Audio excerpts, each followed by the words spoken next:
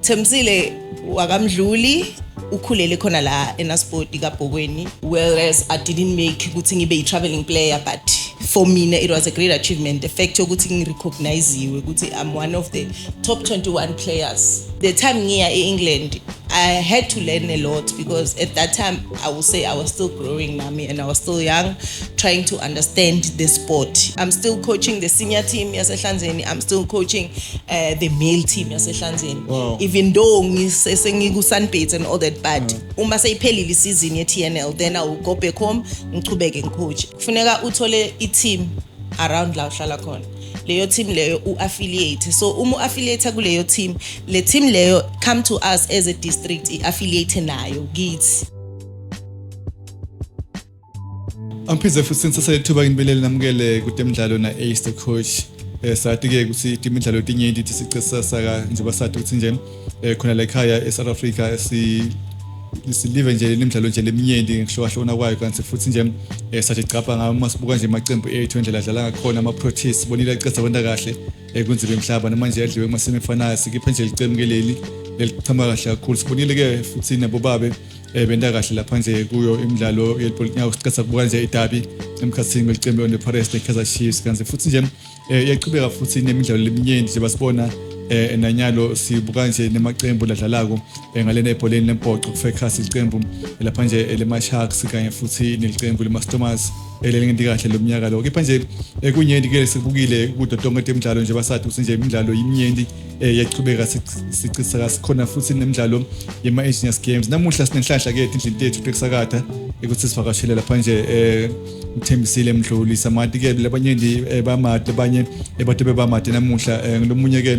elibadlala ibhola leNetball kanze futhi nayo umdlalo lomkhulu ke lo loqhubekako lokhulako sibonile futhi sibenenhlanhla maduzane nje sicetha hosta nenzebe emhlaba khona la ekhaya eAfrica for the first time isihosta la Africa nje basathi usina 2010 yahosta for the first time la Africa kusho konke nje eSouth Africa uyenda into etinyenti ngokuhlukana nje basathi ukuthi imidlalo leminyenti yakhula sabona ke licembu leNetball lidlala ke ama test idlala ekhaya liphindze lihambe lidlala nemacembu laseTuli Fecus England badlale futhi nemidlalo Fecus nabo Australia lebasibabonile bena kahle kanye futhi nelicembu lesilwa saNew Zealand kanti futhi khona la ekhaya siphindze futhi sibe neTelkom Netball League lasinecembu lethu lemaSunbeds last besibuka khona kakhulu la ladlala inzima lasimela province kuyo national netball kanti khona la ekhaya futhi eHlanzeni siphindze futhi sibe nayo futhi nje ileague yethu kanti futhi imaduzane sesicale futhi neSuper League kuyo inetball kanti phindze futhi sisa expanda sesiba futhi nema legend sikhumbula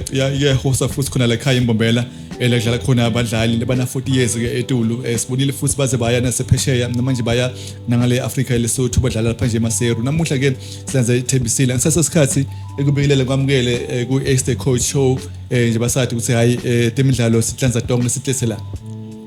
Ngiyabonga Ace kungi-invite ekhala namuhla ngiphinze ngibingelele nawo wonke ama viewers ayo iAce Show iAce coach the show. Yeah sibone ke kumdlalo leminyenti lesibanayo labaningi bavame ukulandzela kakhulu ibhola nyawo kepha nje ku Ace Coach show sifuna ukuthi si expose yonke imidlalo lekhona onke mathuba la khona onke ematalent siyende shock sibabukeli nibasanzi batemidlalo baba expose ngale talent lesinalo nje babonile sine into le unique sicale nge-tennis sitange soccer namuhla sitange netball esifuna ukona something lehlukile kule podcast yethu la silenza onke lama sporting code lebaningi bacela ukwati so umqeqeshi weqembu lemaSunbeds ku Telkom Netball League kepha nje ungibani kahle kahle Thembisile baqala njani kuthanza inetball baqala kuphi futhi bayidlala kuphi yo Ace yabona if ngiyolanza umlando bacinisile bathi umlando because once wasi umlando it means ukuthi uyilanza ekutheni kodwa ngidoyilanza ekutheni but ngidoyikhatha ibe a little bit shorter. Okay. So Thembisile wakamdluli ukhulele khona la eNasport kaBhokweni eNgodini and ufundzile khona tonke tikolo taseNgodini ngiyacabanga ukuthi ufundzile from Sanzile Primary School la italent lakhe la spotwa khona ngisho njalo ukuthi there was this other coach yasesikolweni leyo beyingathathi lutho whether uyakwati ukudlala noma awukwati as long as une height bekakulanza ku-assembly ke athi wena ngikufuna egroundini. So I will say ngaqala lapho ke mina ngidlale i-netball where nami bangispotha e-assembly basho ukuthi buyi egroundini utodlala. Bengingadadi ukuthi nginalo talent le-netball or ngiyakwati ukudlala netball. I realized that uma sengifika egroundini ukuthi no man, actually ngigudi kulento le. So ngasho ukuthi ngaqala lapho, moving to another school mangifika nakhona in a higher school nakhona ngathola ukuthi i-netball ne-soccer it's one of the sporting codes le basatha serious. So ngaba nenhlanhla ke ngachubekisa ngadlala, although it was still primary school but ngachubeka ngadlala until ngifike high school. Mangifika high school ngaba nenhlanhla ngatholana na ngiyacabanga bantu baningi bayamati make Sibongile Maseko. So before afika la akhona khona namuhla, she was a teacher and wangifundisa and naye wangifundisa ne-netball even though bese ngiqalile ukudlala but professionally ngisho ukuthi ngiqaliswe nguye ukudlala because nema provincial teams ngiqale ukudlala kuma provincial teams sengifunza esikoleni eKhuthalani la sengiqale khona ukucoachwa nguye make Sibongile Maseko, which is that I think by that time bese sengisesel under 15 at that time mangiqala ukudlala i-provincial team mengisesel under 15. So iyakhula njalo i-career under 15 16 17 kwathi mangika matric there was this competition lebeyikhona lebeyendelwa ama high schools for soccer and netball. If I can tell you ukuthi bekuthi ikolo tonke taseHlanzeni lebete participate and isikolo sethu ngiso lesaqala number 1 kuphuma kuthola igold and then there was money involved. Saba number 1 ukuthola imali and then I was lucky enough or fortunate enough because bebathi I best player letothola I best player kule tournament leyo will go to England and I've been the opportunity of training with the national team England and netball and kwakhethwa mina ke. So ngahamba ngaya eEngland, I had an opportunity to train with the national team England in netball. So coming back for mina, I was like one day ngiyafuna ukudlala against leya team leya England. Even though I couldn't get to that level ye netball yokuthi ngiya representa i-country, but I will say kudlala kwami nangokonke when I reached under 21 I was selected ku national squad, whereas I didn't make ukuthi ngibe traveling player, but for me it was a great achievement, the fact ukuthi ngirecognize ukuthi I'm one of the top 21 players in the country under 21. So ngadlala leyo Sunbeds le ngicine ngiyicoacha ngaba player layo ngadlala and I was a captain, although besingayendi kahle then because of critics la khona but at least I played. Kudlala kwami ngadlala ene bengadlali ku Sunbeds kuphela mina ke kaBhokweni netball team nakhona bengidlalela the district team bengidlalela provincial team I was still playing for it. And then until I decided to, you know what, I think I'm not destined to be a player. Ngiyacabanga ukuthi I have more to offer than me offering. So grounding. So might as well ngithathe le skills sami ngi-install to other players le ngibabona ukuthi bane potential njengami and give them the opportunity that nami I receive back then. So that's when I started looking how do you do if you want to be a coach, and then basho ukuthi no, you need to study like your level 1, have your level 1, have your level 2 coaching license. So ngakwitha kudlala like then there and there I was like ngiyakwitha sengiyahamba manje ngiyaku coach ngafundzela ngaphasa ngaqala ngathi now I'm developing Thembisile lo tovala Thembisile lo bekangimi ngat scout al player ngalithola ngaqala ngalitrainer to become me so that kusasa uma sengekelile completely kungabonakali ukuthi Thembisile sewuhambile i-team seyadlela. So ngamdevelopa njalo ke Cindy wagcina sekadlala more than mina and then ngaqhuba ngaba nale opportunity ukuphinza ngimcoach futhi kuMpumalanga Sunbeds because I was assistant coach for 3 years if I'm not mistaken. So after the 3 years then I was ready to become the head coach, and then immediately when I took that opportunity for the first time ever i-Sunbeds team iba khona in the province or in the country saphuma ne-medal. Wow. So from there we build up until where I am today. Yeah. Then kudlala kwakho for kule level ama under 21 uze uye ngishe ephesheya bayithatha kanjani ibhola le netball ngalena eAustralia nase-England nase-New Zealand because those three countries ngiyabona bahlala bacompete even na World Cup ngiyole bahluphisa South Africa even ema-test South Africa ye-England New Zealand nase-Australia kuba kwakho uma ufika e-England ubona indlela abadlala ngakhola liphona le netball bayithatha kanjani kanti futhi le ma-tactics abo asetulu kangakanani because ngiyabona even nabadlala ne-South Africa bahlala basetulu. I will say i-country ne-country ine-style sayo sokudlala angeke sidlale kufana or angeke sidlale into yinye. We might play i-netball sonke but nami uma ngiqhamuka eSouth Africa ngiqhamuka ne-spice sami sase-South Africa lengifuna kusifaka lapha ekhotini. So for me now I will say the time ngiya e-England I had to learn a lot because at that time I would say I was still growing nami and I was still young trying to understand the sport in netball even though I was playing and even though I was good but I was not as good as uma ngifike England ngibona ukuthi oh by the way they are doing things differently thine kune a certain way of playing whereas bona they give all out thine sisana lendo yokuthi uma sidlala sicabangela umpire ukuthi utongijaja ukuthi ngiobstructile or eEngland they just go all out sebayova ngokuphuka kwelithambo ukuthi oh I made a mistake lana bangiblowile or anything so ngiyacabanga ukuthi kuyahluka vele when it comes to us playing and nabo badlala because of bona i-netball yabo it's much more different. I think maybe banika the skill less strong before bagrowa bona already baba sebaba installile leso skill leso so nathi ngiyacabanga ukuthi when we have a development team we need to install that skill lesidlalwa higher there we need to start there installing it from good development ngiyacabanga ukuthi singayibambi Australia.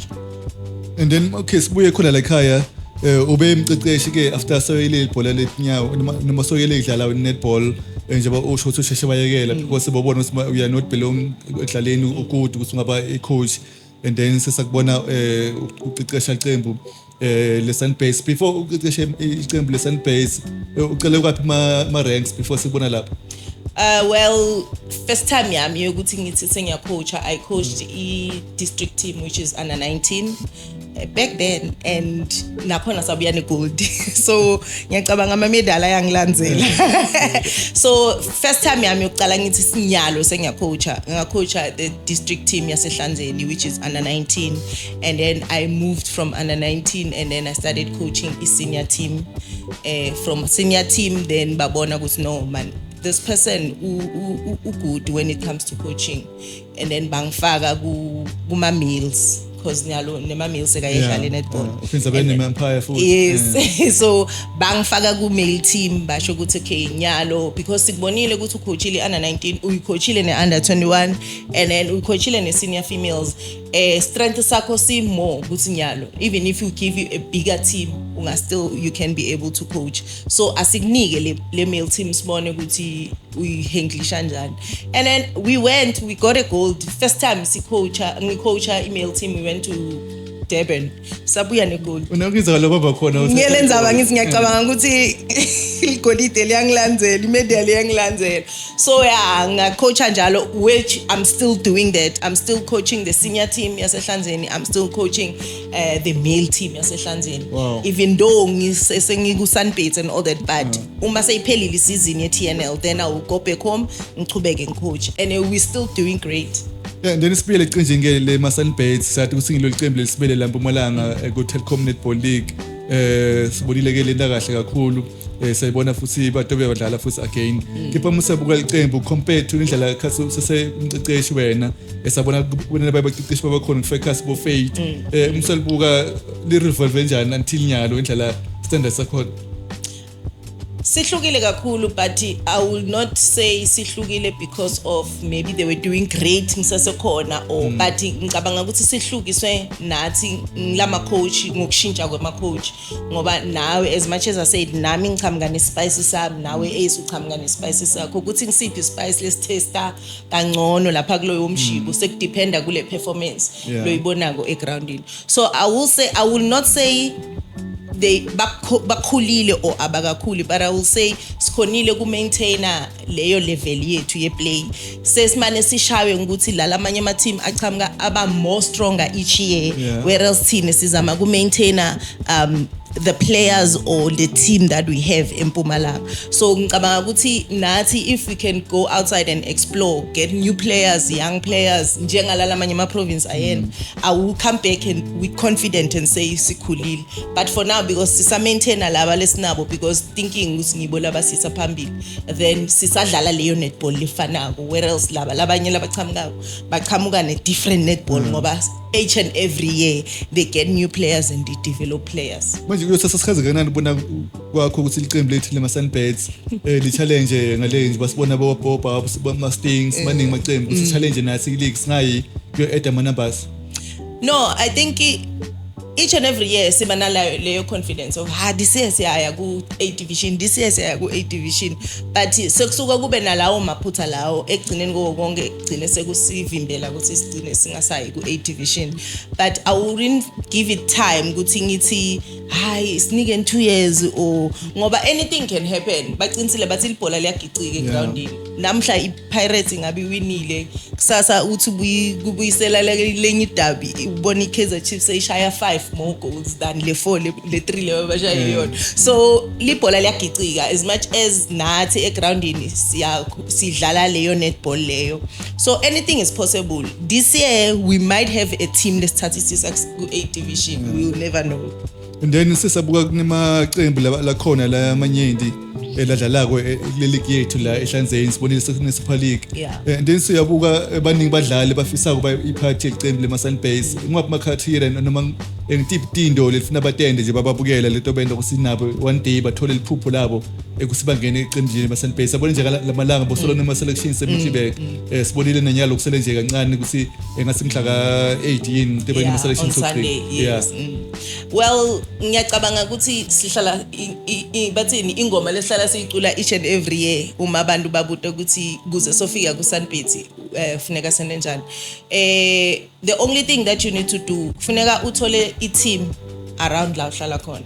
Leyo team leyo uaffiliate. So affiliate kuleyo team, le team leyo come to us as a district affiliate nayo kids. And then my affiliate kids team we go and affiliate to Netball South Africa. So in that way whenever there's trials or anything siyakhona kun involve anine because now you are our affiliate. Otherwise a person coming from outside athi ufuna ngenela ama trials, there's criteria kufuneka bakubude ukuthi udlala kuphi, uaffiliate kuphi, did you attend Maspa Champs or any other championship le organized Netball South Africa.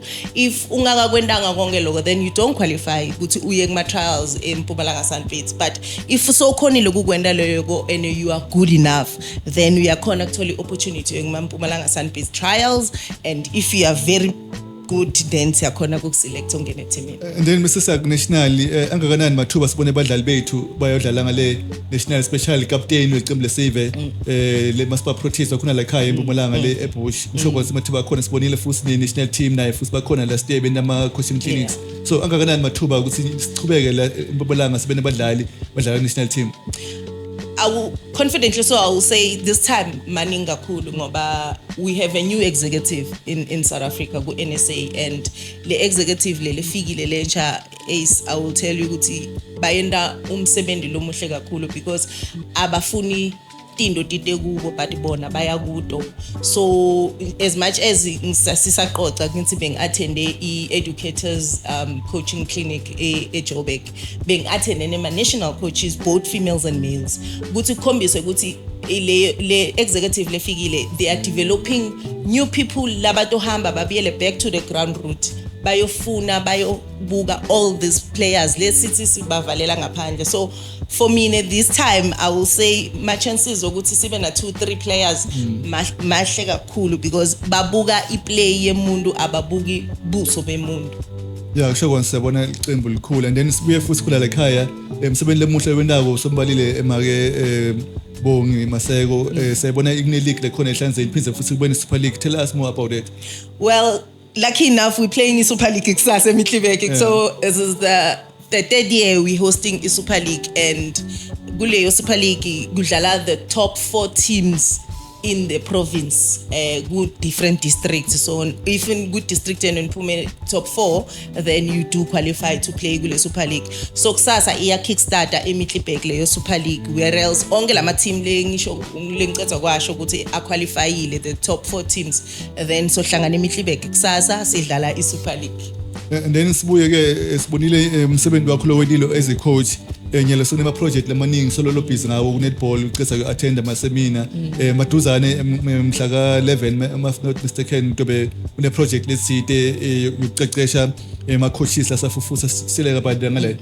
Well le workshop le lokhuluma ngayo AC ngithanda kuyibonga ukuthi i-workshop lehle kakhulu is a good initiative for up and coming coaches laba nathi sicale khona. So le initiative lena mostly kwamanje beyisayendelwe specific for bothishela basesikoleni because ngibo loba ngathi bo coach laba sa developer kakhulu.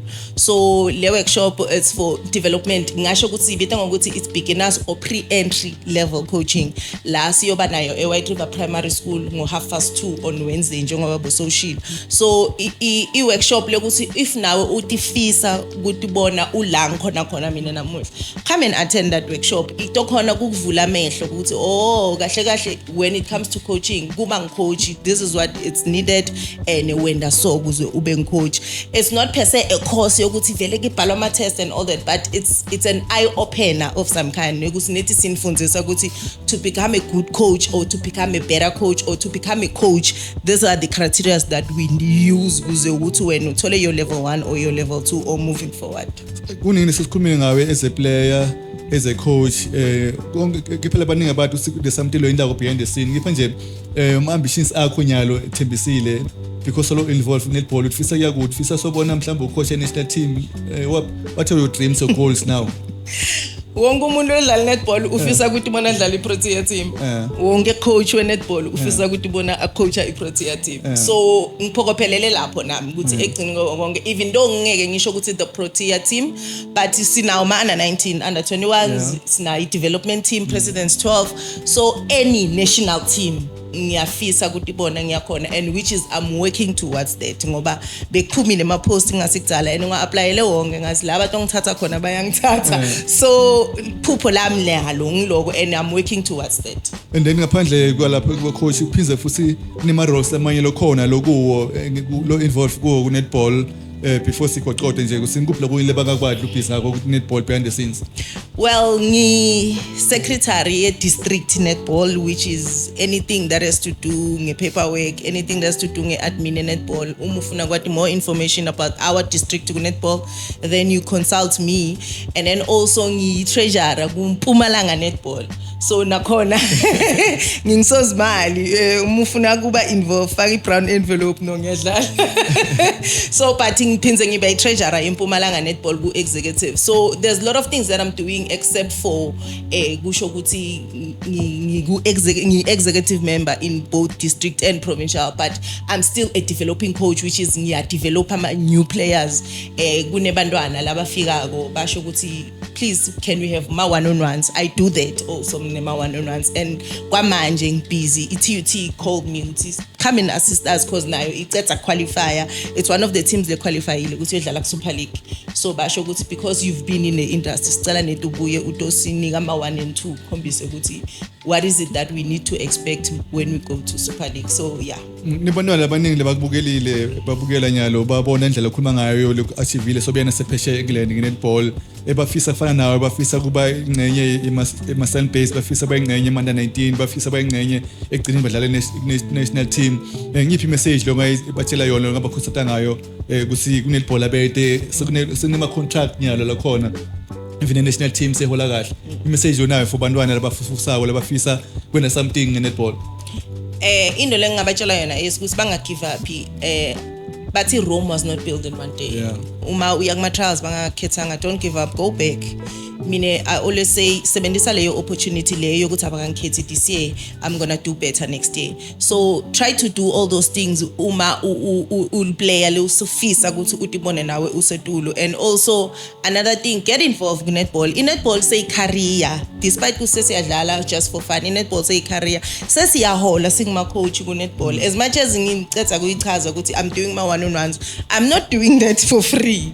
Bayangibhadala uthola i-hour uyamenda 100 rand ngel hour. So uninga give up. The more you grow, the more ufunza ukuthi oh by the way I can make a career out of netball. And also kunema opportunities na kuma universities where ekhaya ninganamali kahle bayakhona ukuthi bakunikete leyo sports bursary uyofunza university for the whole years loyo bufunza yona whatever course loyo buyifunza for free because of you playing netball. So get involved kuwo wonke ama clubs la khona locally nibe active ndlala netball because inema contracts njengoba usho is there's contracts. Protea teams they earn money each and every month. So ungaba i breadwinner ekhaya just ngokubamba ibhola uyiphose kuphela.